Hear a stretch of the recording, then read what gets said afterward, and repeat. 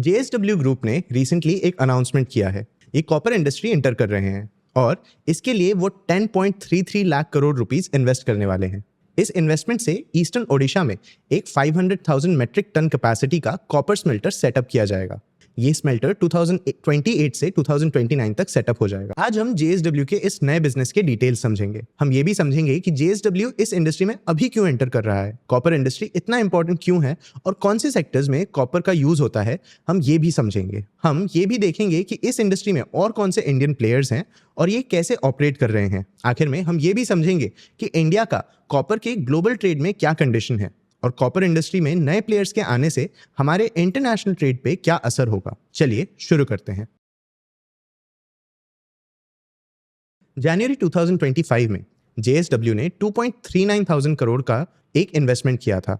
इस इन्वेस्टमेंट से JSW Hindustan copper के 2 कॉपर माइंस में 20 ईयर्स के लिए ऑपरेट कर पाएगा।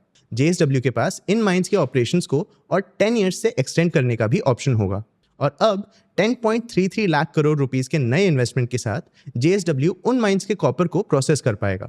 ये माइंस हिंदुस्तान कॉपर ही ओन करेंगे, पर JSW इन माइंस के ऑपरेशन संभालेगा और हिंदुस्तान कॉपर को इन माइंस के रेवेन्यू का एक हिस्सा मिलेगा। 2033 से 34 तक JSW अपने कॉपर प्रोसेसिंग कैपेसिटी को डबल करके 1 मिलियन मेट्रिक टन्स तक बढ़ाना चाहता है। और कॉपर इंडस्ट्री में एंट्री के 2 मेजर रीजंस हमें समझ आए। चलिए इन्हें एक एक करके समझते हैं। सबसे पहला रीजन हो सकता है मल्टीपल इंडस्ट्रीज में कॉपर का बढ़ता डिमांड। देखो, कॉपर का use electrical equipments, power generation और ट्रांसमिशन में होता है। EVs, renewable energy, battery production और कंज्यूमर इलेक्ट्रॉनिक्स, इन सब में कॉपर का यूज होता है। इन चार्ट्स को देखिए। आने वाले सालों में इलेक्ट्रिक इक्विपमेंट और इलेक्ट्रिक व्हीकल्स दोनों का डिमांड बढ़ेगा। इलेक्ट्रिकल इक्विपमेंट्स 2025 से 2029 तक 3.45% CAGR से बढ़ेंगे। इलेक्ट्रिक व्हीकल सेगमेंट तो 2030 तक 43% CAGR से बढ़ सकता है। ऐसे में इन इंडस्ट्रीज में यूज होने वाला कॉपर का डिमांड भी बढ़ेगा, तो कॉपर मैन्युफैक्चरर्स को भी काफी फायदा हो सकता है। दूसरा रीजन हो सकता है JSW का खुद का EV इंडस्ट्री में प्रेजेंस। मार्च 2024 में JSW ग्रुप और Chinese automobile manufacturer SAIC motor ने JSW MG motor India private limited नाम का एक $1.5 बिलियन का जॉइंट वेंचर बनाया था। SAIC मोटर MG ब्रांड के EVs बनाते हैं और इस जॉइंट वेंचर के साथ JSW और SAIC इंडिया के EV इकोसिस्टम को बेटर बनाना चाहते हैं। JSW का एम है कि वो इस जॉइंट वेंचर के साथ इंडिया के न्यू एनर्जी व्हीकल कैटेगरी का लीडर बन सके। इस एम को फुलफिल करने के लिए JSW ने मैन्युफैक्चरिंग प्लांट सेटअप करने का प्लान किया है, ताकि एनुअली 2030 तक 100,000 कमर्शियल व्हीकल्स, 300,000 इलेक्ट्रिक व्हीकल्स और 50 गीगावाट आवर्स बैटरी मैन्युफैक्चर किए जा सकें। फिलहाल JSW MG मोटर का एक प्लांट हलोल गुजरात में है। ये factory annually 1.1 lakh cars produce करता है। JSW इस फैक्ट्री का कैपेसिटी 2.5 लाख कार्स पर 1.5 to 2 ईयर्स तक बढ़ाना चाहता है। इस जॉइंट वेंचर के अलावा JSW इंडिपेंडेंटली EV और बैटरी मैन्युफैक्चर भी एंटर करना चाहता है। ये नए बिजनेसेस JSW ऑटो के अंडर आएंगे, जो JSW ग्रुप का एक होली ओन्ड सब्सिडरी होगा। ये नया बिजनेस महाराष्ट्र के औरंगाबाद में सेटअप होगा, जिसके लिए JSW ने औरंगाबाद इंडस्ट्रियल सिटी में 27,000 करोड़ रुपीस का इन्वेस्टमेंट भी किया है। JSW मोटर इंडिया के डायरेक्टर पार्थ जिंदल ने ET भारत मोबिलिटी एक्सपो 2025 में EVs के ग्रोथ पे कमेंट किया। उन्होंने कहा कि I have no doubt that this year will be a windfall year for the EV industry. I expect EV growth to be at least 5 to 8 times the growth of the auto sector. If the auto sector grows 3 to 4%, EVs will consistently grow 5 to 8x, maybe more than that. अब आपके मन में ये सवाल आ रहा होगा कि JSW के EV मैन्युफैक्चरिंग से उनके कॉपर इंडस्ट्री में एंट्री का क्या लेना देना है। दोस्तों, जैसा मैंने बताया, EV मैन्युफैक्चर करने के लिए कॉपर का काफ़ी यूज़ होता है। जहां एक इंटरनल कंबशन इंजन या ICE वाले कार में लगभग 22 किलो कॉपर का यूज़ होता है, वहीं EV में 39 to 83 किलो कॉपर का यूज़ होता है। ICEs में सिर्फ कार के इलेक्ट्रॉनिक सेक्शन में कॉपर का यूज़ होता है, जैसे वायरिंग्स और कुछ इंटरनल पार्ट्स। EVs में इलेक्ट्रिक मोटर्स, बैटरीज, इन्वर्टर्स और वायरिंग, इन सब में कॉपर का यूज़ होता है। सोचो, JSW अपना खुद का कॉपर प्रोड्यूस करके उसे अपने EV मैन्युफैक्चरिंग में सप्लाई करेगा। इससे JSW अपने EV मैन्युफैक्चरिंग का रॉ मटेरियल कॉस्ट कंट्रोल कर पाएगा, quality and pure supply chain को बेटर कंट्रोल भी कर पाएगा। EV मैन्युफैक्चरर्स के लिए कॉपर का कॉस्ट एक इंटरेस्टिंग फैक्टर है। ये चार्ट देखिए। रो मोशन के एनालिसिस के हिसाब से EVs में कॉपर का यूजेज कम होगा, लेकिन फिर भी इनके लिए कॉपर का डिमांड 177% से बढ़ेगा। इस डिमांड ग्रोथ का कारण है ईवीज का ओवरऑल डिमांड में ग्रोथ। कॉपर का यूज कम होने के बावजूद नए ईवीज बनाने के लिए मैन्युफैक्चरर्स का कॉपर का डिमांड बढ़ेगा। इस बढ़ते डिमांड के साथ अगर कॉपर प्राइसेस भी बढ़ते हैं तो ईवी मैन्युफैक्चरर्स के लिए प्रोडक्शन कॉस्टली हो सकता है। लेकिन जेएसडब्ल्यू अकेला इस इंडस्ट्री में एंटर नहीं कर रहा है। कॉपर इंडस्ट्री में और भी कंपनीज हैं। चलिए एक एक करके इन्हें देखते हैं। सबसे पहले हम बात करते हैं हिंडाल्को की। इन्होंने 45,000 करोड़ रुपीस का इन्वेस्टमेंट अनाउंस किया है।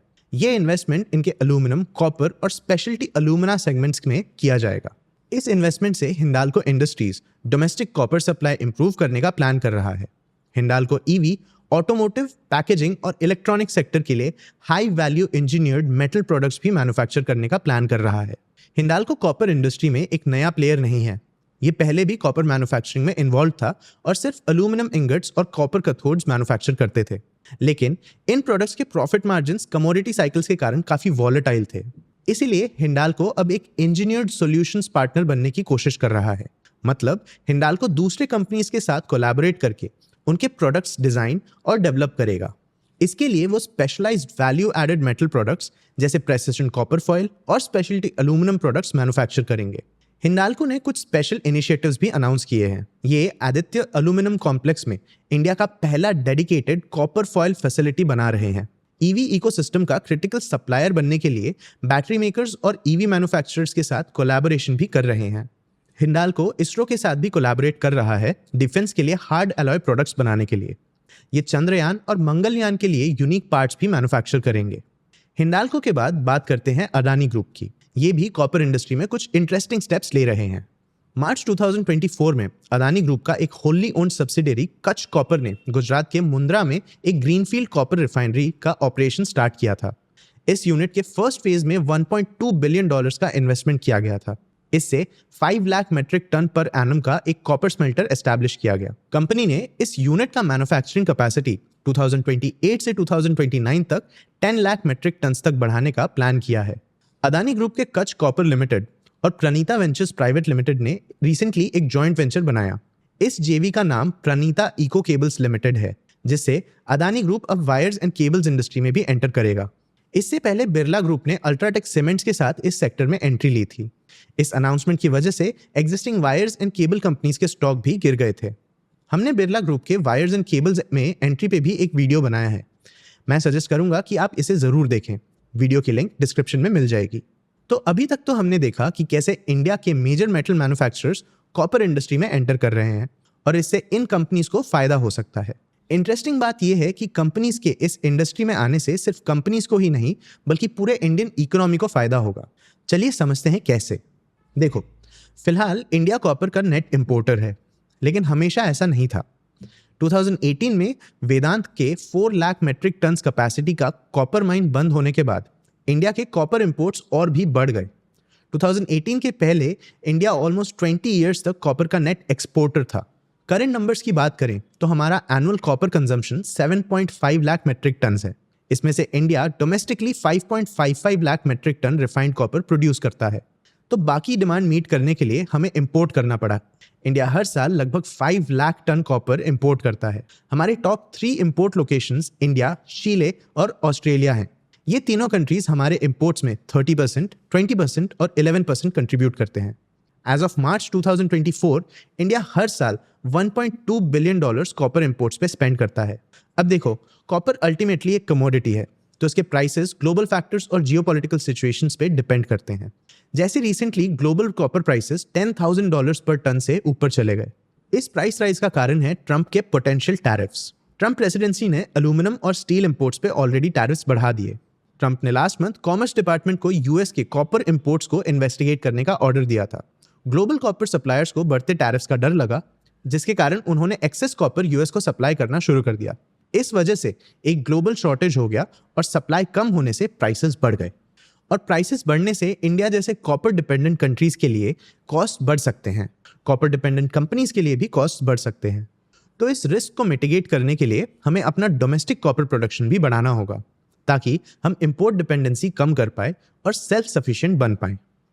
फ्यूचर में बढ़ते इलेक्ट्रिफिकेशन, रिन्यूएबल एनर्जी के एक्सपेंशन और बढ़ते ऑटोमोबाइल डिमांड के कारण इंडिया का कॉपर डिमांड भी बढ़ेगा। इन बड़े प्लेयर्स का कॉपर मैन्युफैक्चरिंग में एंट्री हमारे इंपोर्ट डिपेंडेंस को कम कर सकता है। इंडिया के कॉपर सेक्टर में काफ़ी फ्यूचर पोटेंशियल है। जेएसडब्ल्यू, हिंडाल्को और अदानी जैसे मेजर प्लेयर्स इस सेक्टर के पोटेंशियल को कैप्चर करने की कोशिश कर रहे हैं। आपको क्या लगता है, क्या ये कंपनीज इस इंडस्ट्री के पूरे पोटेंशियल को यूज कर पाएंगे? क्या और प्लेयर्स इस स्पेस में एंटर करके कॉम्पिटिशन्स बढ़ा देंगे? और सबसे बड़ी बात, क्या हम फिर से कॉपर के नेट एक्सपोर्टर्स बन पाएंगे? आप अपने व्यूज कमेंट सेक्शन में जरूर बताना। और कौन से टॉपिक्स हैं जो आप चाहते हैं हम कवर करें, ये भी कमेंट्स में जरूर बताएं। अगर ये वीडियो आपको इन्फॉर्मेटिव लगा हो तो इसे लाइक और शेयर जरूर करें, और ऐसे ही और वीडियोस के लिए हमारे चैनल को सब्सक्राइब भी कर लीजिए। आज की वीडियो के लिए इतना ही। मैं हूं देव, मिलते हैं अगले वीडियो में।